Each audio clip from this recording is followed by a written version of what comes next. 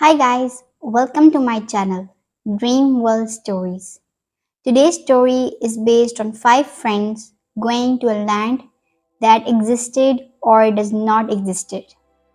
So before we jump in, if you haven't subscribed my channel yet, please subscribe it and also press the bell icon so you can get the latest updates about my video. So what are we waiting for? Let's start our story. The title of our story is Chronicles of Malangi, Book 1, 7 Spells. Chapter number 1, Sherry's Dream.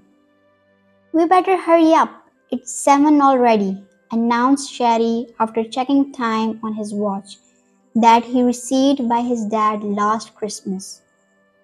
He was sitting next to the fence with his friends, waiting for Charlie and Jess to finish their rides. The day had been bright and sunny with a gentle breeze, unlike the typical local weather in summer. It was a summer festival in the Brookwell Park, Dulwich.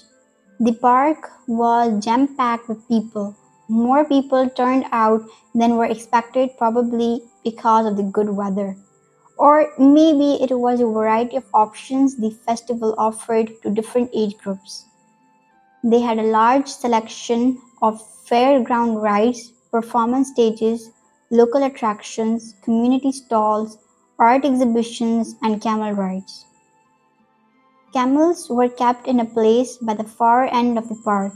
The rarity of camel rides in London earned this side of the park an exclusive attention by the visitors. Sherry waved at Charlie from a distance and signaled her to check the time after she got his attention. She had waited for a long time in the queue for her turn, and now that she was about next to for the ride, someone trying to tell her about worry about time. There was no way she was going to miss this ride. Next please, announced the man in charge with a welcoming smile. Charlie and Jess made their way to the camel, who was sitting in a relaxed manner. The saddle was very different to that of a horse. It was more of a wide saddle-like seat that was placed and secured on the top. They climbed up the seat and held onto the front of the saddle as it was instructed by the camel minder. Sherry looked at his watch again. It was 7. He was thinking about his dad's instruction to be home by 7:30. He knew failure to do so was not going to be welcomed by him. Socks, Jess' dog, and Sausage, Charlie's dog, were left behind with Sherry to be taken care of. It wasn't his first time minding dogs, so he was not too bad with them. Lohan and Cameron were busy eating their pizzas. Cameron gave slices of pizza to Sausage and Socks. They seemed to be very happy with the food. Their wagging of the tails and the soft body language was a sure sign they were in their best moods. "Have you noticed something odd today?" asked Cameron. "They forgot to put extra pizza on it," replied Lohan, munching on his pizza. Sherry and Cameron burst into laughter by Lohan's reply. He was a big food lover and would think about food all the time. "So, what were you talking about? What's odd?" "I haven't seen anything unusual," Lohan said. "That old man under the tree by that bend over there." Sherry was looking towards the huge oak tree in the middle of the park. "What about him?" Cameron asked. "Yeah, what about him?" added Lohan.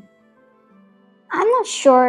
I just get the feeling as if he has been following us since we have arrived in the park," he replied.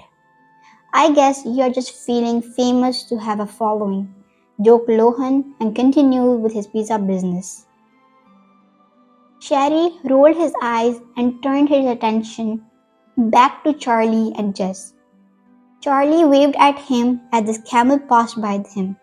He replied back with a smile and pointed at his watch. The weather started to change without warning.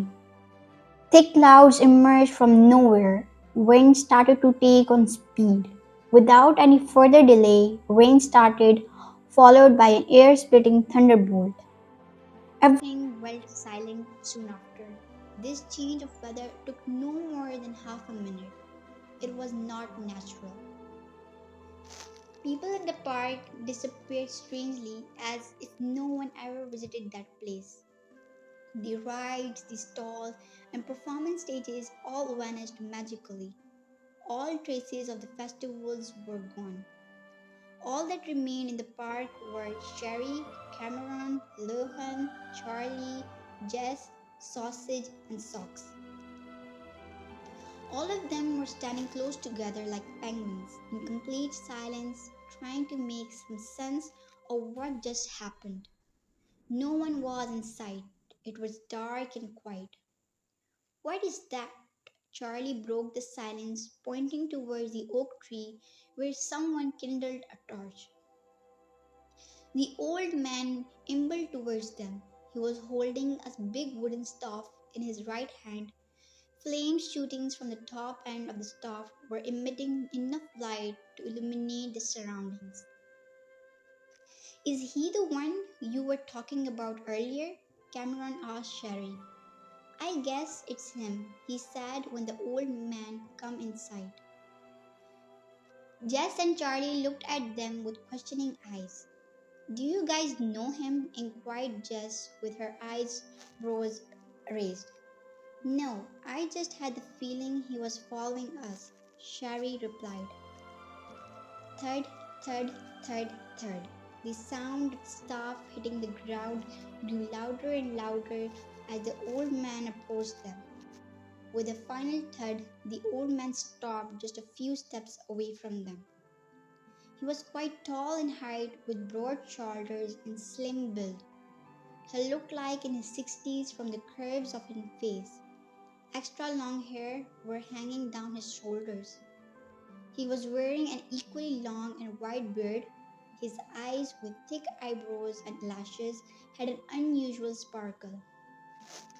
Long face with a long aquiline nose. He was wearing a long black leather cloak. He carried the staff in one hand and was wearing a loose shoulder bag which seemed older than his age. Hello everyone, he said in a relaxed manner and with a friendly smile. The kids hesitated to respond to the greetings. They were looking at him with questioning eyes. He took a quick look at all of them and sensed the growing curiosity.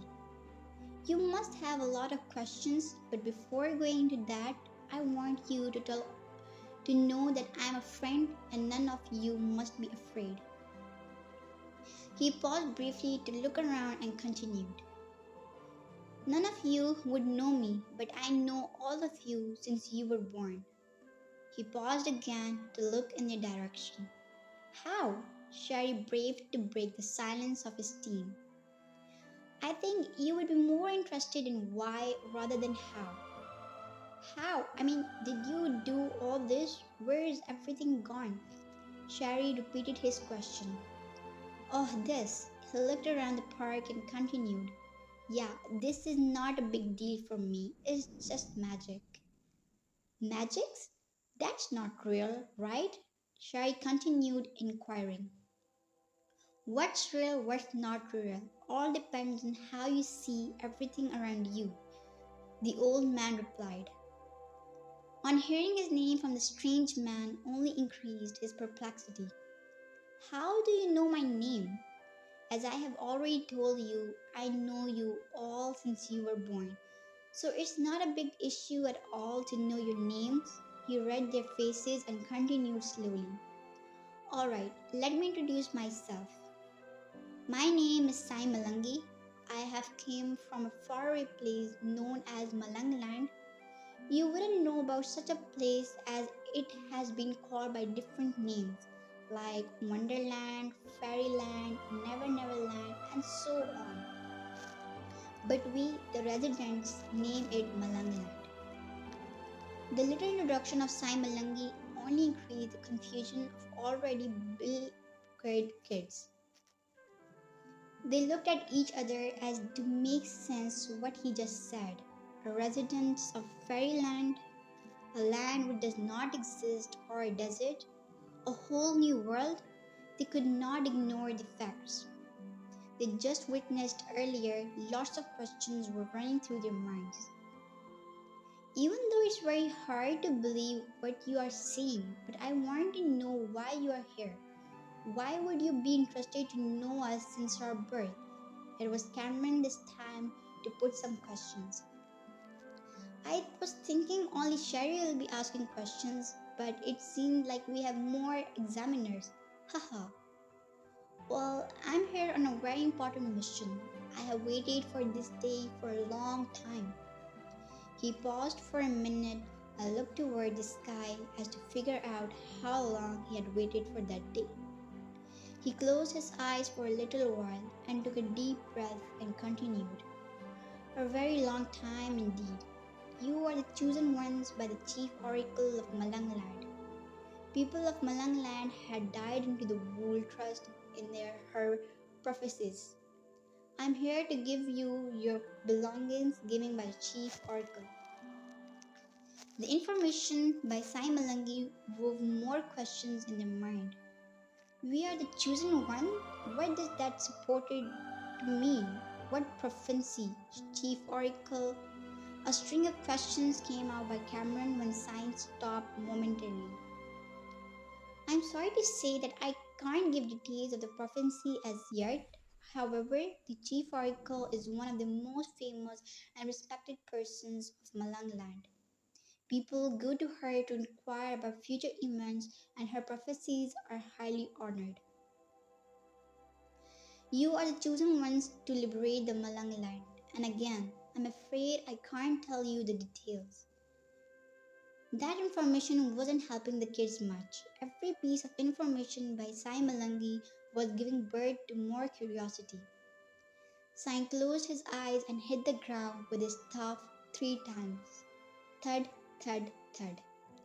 3 beautiful fairies appeared, one on each thud. Their dresses were glowing with wonderful colors. Their beauty was dazzling with big and beautiful eyes and radiant skin. Wow, amazing. I always knew fairies were for real, but no one believed me. Jess said as if she had solved the biggest mysteries of all times. These are my guardian fairies. Sai introduced the fairies. Peace be upon you, they greeted the kids in traditional Malangland way. Jess seemed happy of all to meet a real-life fairy. She smiled and replied the greetings. Peace upon you too. Sai Malangi reached for his shoulder bag and passed it to Sherry. This is for you. You will need it in the future. Keep it with you all the times. Sherry took the bag hesitatingly first and gave a closer look. It was a simple leather bag, small in size. It has a single shoulder strap made out of the same material. The bag looked a bit old but was in very good condition. It has a stamp at the front with letters SM printed clearly. He took a look around and found himself to be the center of attention because of the bag. What is so special about this bag? Sherry asked after finding nothing unusual about it. Sai Malangi, who was already expecting the question, "May I?" He held his hand out and Sherry passed the bag back to him. This bag may look like any other ordinary bags, but it's definitely not the run of the mill. He held the bag in one hand and opened it. Whatever you put in this bag, it will disappear inside and stay in there until you retrieve it. You can store anything in it, be it as small as a book or as big as an elephant or anything bigger than that. All you have to do is to point the mouth of the bag to whatever you are interested to store in it. He paused for a minute and pointed the bag towards the oak tree. The tree faded away into nothingness. See, that tree is stored in your bag forever unless you take it out yourself. He gave the bag back to Sherry, who was still watching towards where a few moments ago stood the mighty oak. I'm grateful for such a wonderful gift. Shari took the bag. As much as he was excited about having the magic bag, he was worried about the whole situation. I want you to be careful with it. Use it sensibly. Don't harm anybody with it in any way. Use the power of this magic bag in good works. With power comes great trust. Sai advised. It is in safe hands. Shari nodded. Sai turned towards one of the fairies wearing snow white dress and with crystal blue eyes, frozen sprite, and he gave her a little nod. Monsieur, she nodded back with a little bow. She took off the glittering crown she was wearing with great care and handed it over to Sai, made of crystal eyes and decorated with beautiful gems. This is a very unique crown made out of the pure waters of Teardrop Lake. You wear it and you get two unique powers. He walked slowly towards Charlie, placed the crown on her head. Charlie disappeared in an instant. Wow, the invisibility crown! Jess exclaimed with excitement. Absolutely so, Sai replied with a wide smile. But it's more than that. He took the crown off her head and she came back to existence. This will also give you two powers to freeze the water by touching it, be it just a glass of water or the whole ocean. Charlie nodded. Be careful in how you use it. Keep it safe as you are going to need it in the future. Thank you very much for such a beautiful and magical gift.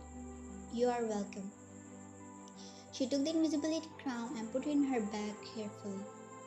Sherry and Charlie seemed very happy to have received supernatural powers. Sai turned back to the second fairy who was wearing yellow flame-colored dress. 11x. Monsieur, she nodded with a little bow. And she took that elegant bracelet she was wearing and handed it to Sai. The bracelet was made of yellow mixture of glass and metal, beautifully crafted and decorated with a variety of precious stones. It was spiral in appearance and covered the entire wrist up to elbows. Sai took the arm ornament and turned to Jess, who seemed very excited to receive her magic gift. This beautiful spiral will make you sharpshifter. Before you can shapeshift, you need to touch that thing or person in order to transform into their bodies. A shapeshifter? That is awesome. She quickly took the shapeshifting bracelet as if Sai would change his mind. I'm really grateful for this. It's beautiful.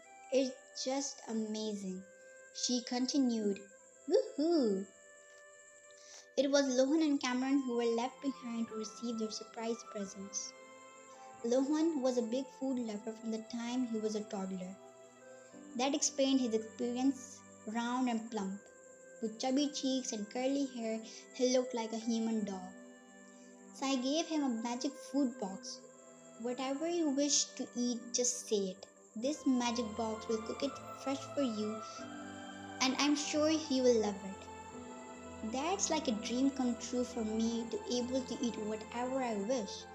I never even imagined if such a thing existed. Yes, I absolutely love it. Lohan grabbed the box and shouted out loud, "Hello, my dear food box. Can I have a slice of pizza with extra cheese on it, please?" And he felt a sudden warmth of the box. He opened the box and saw his steamy fresh pizza. Without any delay, he went on to his business eating. Yummy. That's just yummylicious. Oh, I'm so glad I have this. Thank goodness, Mommy will feel so relieved. She won't have to cook extra dishes from now on. Just joked and everyone joined the laugh. She was probably right as Lohan was hungry all the time and would eat anything available at home. The third fairy, Biliana, gave Sai a ring on his request. It was a crystal ring, shining brightly like Cyrus in the night sky. It had a brick crystal with an image of an hourglass in the center of this crystal. This is for you, Cameron, the speed travel ring. It allows you to travel through time and travel between places in no time. Sai gave the ring to the last member in the group. I want you all to remember some rules. Sai clapped his hand to get the attention of the kids who were too busy examining their magic properties. He continued once he got the desired attention. Here are the rules. Do not harm people, do not use it for bad works, keep them with you safely, and do not lose it. Do not give it to anyone no matter what happens. Some wise men once said, with great powers come great responsibility. I hope you will all use this with great responsibility. I shall see you all in Malangland soon. Malangland awaits you, the chosen ones. Sai struck the staff on the floor with a thud and he vanished into non-existence along with Frozen Sprite, Levenix and Biliana. The park came back into its normal state. Same beautiful evening, kids screaming with joy on the rides, music playing loud on the performance stages.